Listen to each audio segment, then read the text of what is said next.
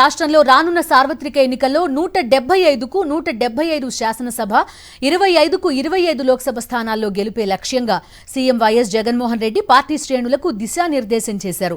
మంగళగిరిలోని CK convention సెంటర్లో మేము సిద్ధం మా బూత్ సిద్ధం పేరుతో కీలక సమావేశం నిర్వహించారు. ఈ మీటింగ్లో ఎన్నికల్లో అనుసరించాల్సిన వ్యూహంపై పార్టీ శ్రేణులకు సీఎం జగన్ కీలక సూచనలు చేశారు. సీఎం గారు ఆయన నమ్ముకునింది ఇద్దరినే, ఒకటి దేవుణ్ణి, ఒకటి వచ్చి ప్రజల్ని నమ్ముకున్నాడు. ఆ నమ్మకమే ఆయన్ని అన్ని రకాలుగా గెలిపించే మార్గం ఆ రెండే. మూడో ఎవరిని నమ్ముకున్నాడంటే కార్యకర్తలు నమ్ముకున్నాడు. కార్యకర్తలు వాలంటీర్లు వీళ్ళు చేయాల్సిన పని ఏమంటే ప్రతి ఇంటికి పోయి బాగా ఆదేశాలు కదా, ఒక రకంగా తీసుకుంటే అది ఆదేశాలుగా తీసుకోవచ్చు, ఒక రకంగా తీసుకుంటే ప్రజల్ని విన్నవించుకున్నట్టు కూడా మనం తీసుకోవచ్చు. దాంట్లో ఆయన మించిన మానవుడు అనేవాడే దేవుడు. ఆ మానవ స్వరూపమే జగన్మోహన్ రెడ్డి. మానవ సేవే మాధవ సేవ అన్నాడు. 175 నియోజకవర్గాలు గెలవాలి, అదే మన లక్ష్యంగా పనిచేశాం కాబట్టి ఖచ్చితంగా ఇచ్చిన హామీలు 99% నెరవేర్చాం కాబట్టి అదే ప్రజలకు చెప్పండి. మనం ఏం చేశామని చెప్పండి, ప్రజలకు చంద్రబాబు నాయుడు ఏం చేశాడు వివరించి చెప్పండి. మనం ఇచ్చిన హామీలన్నీ నెరవేర్చాం కాబట్టి 175 నియోజకవర్గాలు గెలిపించమని చెప్పి ప్రజలను అడగండి, ఖచ్చితంగా వాళ్ళు గెలిపిస్తారు. సీఎం గారు ఒక అద్భుతమైనటువంటి రేపు ఎన్నికల రణరంగం కోసం ఒక దశ నిర్ధారించారు.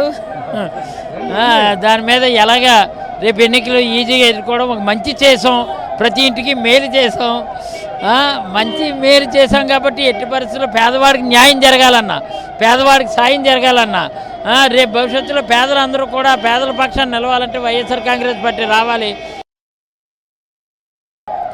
సచివాలయం వైజ్గా బూత్ వైజ్గా ప్రతి ఇంటికి తీసుకుపోయి ఏవైతే మంచి కార్యక్రమాలు చేసినారో అవన్నీ కూడా వాళ్ళకి వివరించి ప్రతి ఒక్కరికి కూడా ఓటు వేపించడంలో కీలక పాత్ర బూత్ కమిటీలతో ఉంటుంది. కాబట్టి ఆ బూత్ కమిటీలని తయారు చేసుకొని వాళ్ళు ప్రతి ఇంటి నుంచి తీసుకొని వెళ్ళి జగనన్న పైన ఎవరికైతే అభిమానం ఉందో వాళ్ళకి తీసుకొని వెళ్ళి వాళ్ళని మోటివేట్ చేసి వాళ్ళని మంచి చేసింది చెప్పి మరి ఓటు వేయించుకోవడానికి పూర్తిగా మీరందరూ సిద్ధం కావాలనేది ముఖ్యమైన మెసేజ్.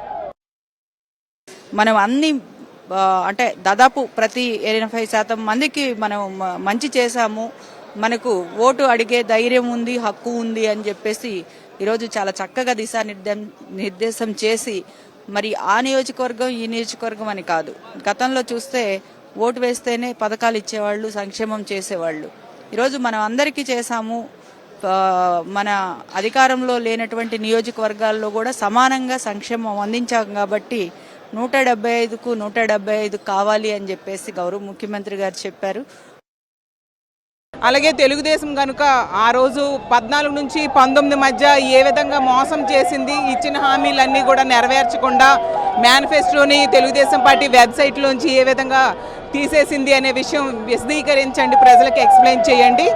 మనం మంచి చేశాం కాబట్టి ఓట్లు అడిగే హక్కు మనకు ఉంది కాబట్టి చక్కగా ప్రజలకి మనం చేసిన మంచిని చెప్పండి, తెలుగుదేశం పార్టీ చేసిన మోసాన్ని కూడా తెలియజేయాల్సిన అవసరం ఉందని చెప్పారు. కార్యకర్తల్లో ఒక నూతన ఉత్తేజాన్ని నింపడం జరిగింది. వాళ్ళందరూ కూడా చాలా సంతోషంగా, పార్టీ క్యాడర్ అందరూ కూడా చాలా సంతోషం వ్యక్తం చేశారు. ఎందుకంటే ముఖ్యమంత్రి గారు చెప్పిన విధానం ఏమైందంటే ఏదైతే మనం మంచి చేశామో ఆ మంచే కాకుండా గత పాలకులు ఏ విధంగా ప్రజలను మోసం చేశారు, మనం ఏ విధంగా ప్రజలకి తెలియజేశాం, ప్రజలకి చెప్పిన మాట నిలబెట్టుకున్నాం. ఈ రాష్ట్రంలో ప్రతి కుటుంబం ఆర్థికంగా బలోపేతం కావాలి.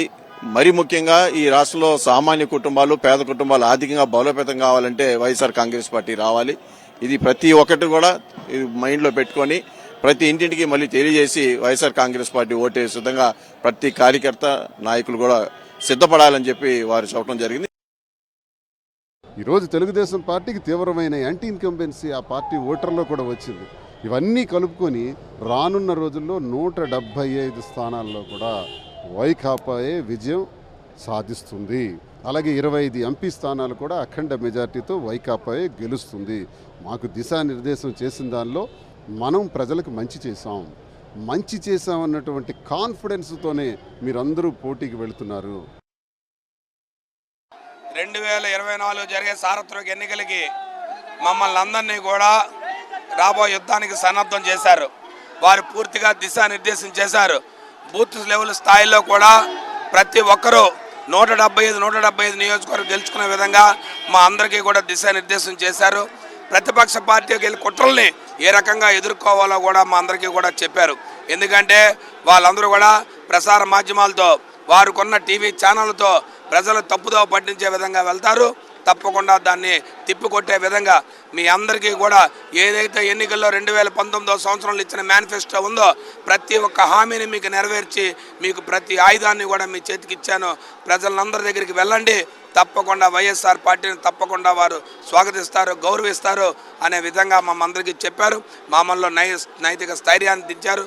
ప్రతి ఒక్క కార్యకర్త మేమందరం కూడా గ్రామ స్థాయికి వెళ్ళి నియోజకవర్గ స్థాయిలో మండల స్థాయిలో సమావేశాలు పెట్టమని చెప్పారు.